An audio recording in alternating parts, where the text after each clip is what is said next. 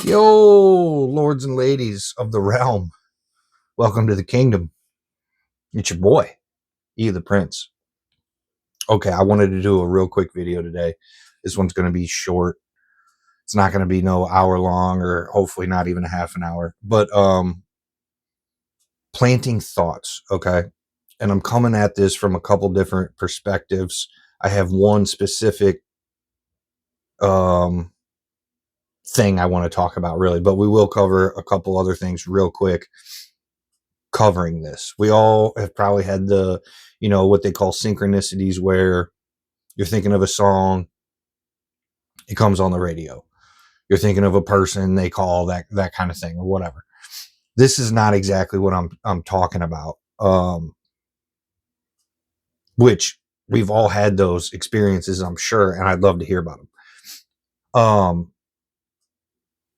What I'm speaking more, and also to cover this real quick, people that you're real connected with, like me and my wife, sometimes one of us will have a thought, or we're humming something in our head, and then the other one says it out loud.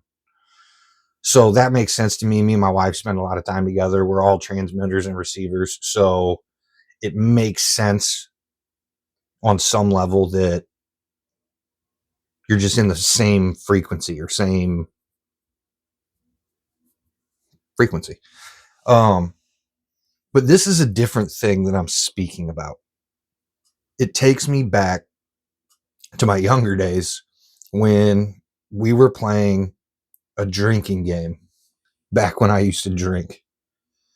It was me, my wife, and one of her friends, and we were playing a game called F the Dealer. Now, in this game, it's been many moons since I've played anything like this, so I'm gonna try to remember. And I believe one person's the dealer. You shuffle up the cards, and then say I would look at the card. I don't show it to anybody, and then I ask you, depending on what the card is. Like, say it's an 8, I would look at it, and you guess a card. Well, maybe I'm looking at an 8 and you say 9. So then I go lower. And if you guess that card, then the dealer gets effed and they have to drink, and it's the next person in line's turn. And I think the dealer has to not get effed 3 times in a row, and then you pass the deck and there's a new dealer. So I'm fairly sure that's the premise of the game. Now, I had an experience once where we were playing with someone and I started just doing it, and it wasn't 100%, but there were times where it was exact, like exact, multiple times, where if I was the dealer, they would say, whatever number, and I would look at it and say they said, okay, 10. I would look at it and go, okay, it's a 9. And I would say lower. And then when they were sitting there thinking, I wouldn't think 9. I would think 6. 6. 6. 6. And this person would go 6.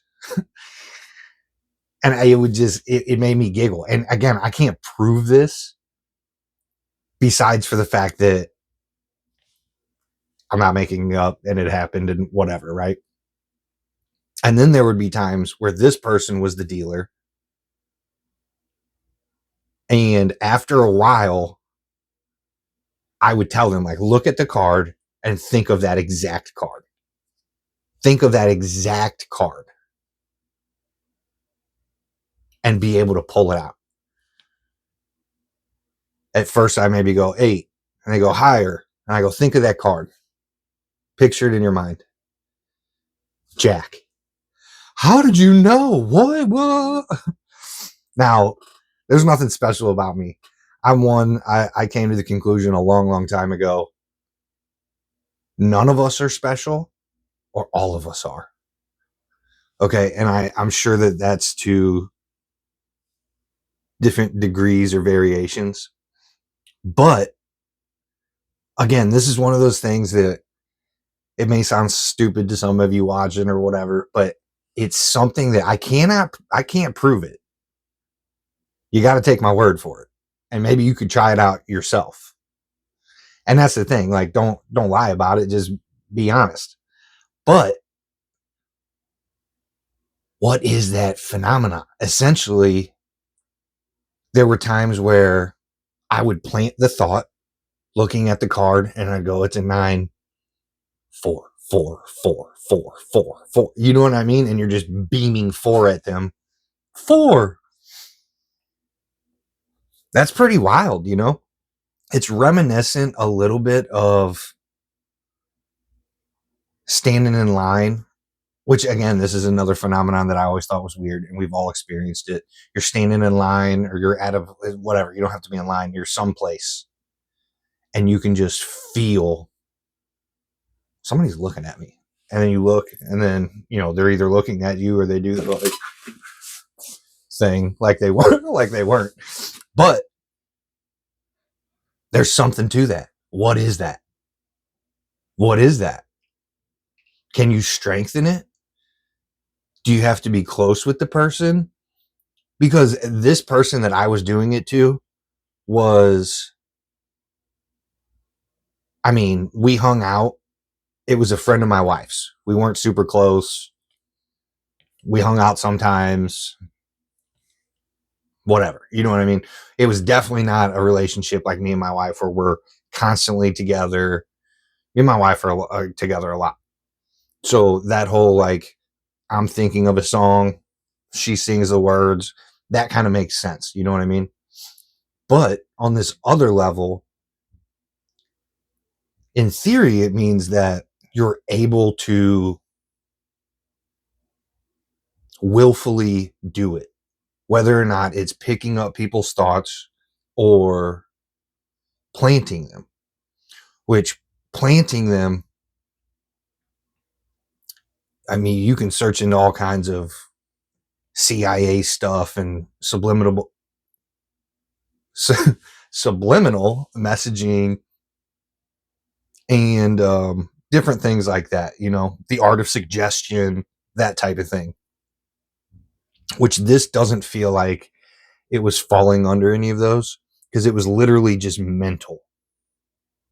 It was literally just mental. So, have any of you guys had an experience like that? If so, leave it in the comments.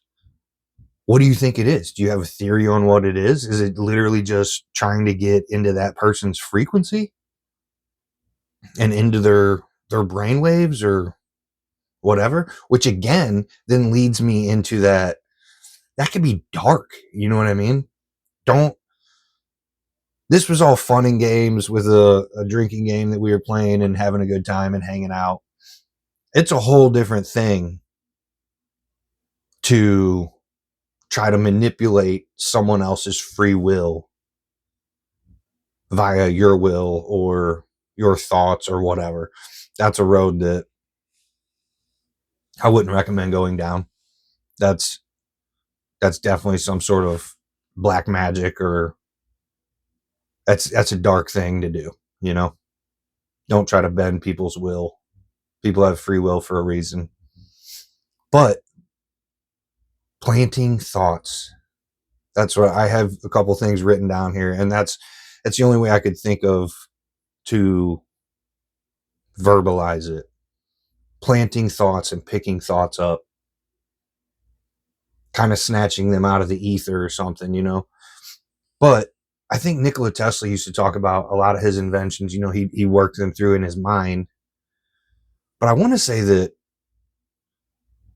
I don't remember a direct quote, but some of that stuff he was like, it's not even my idea necessarily. It's just like out there in the ether. It just is, or it's in potentiality or whatever, So what are your guys' thoughts on it? It's a little bit, like I said, in theory, because it's one of those things that I experienced, I know happened. It wasn't one time and I was like, oh my gosh, I'm a magician. You know what I mean? I'm a mentalist. But it definitely happened and was repeatable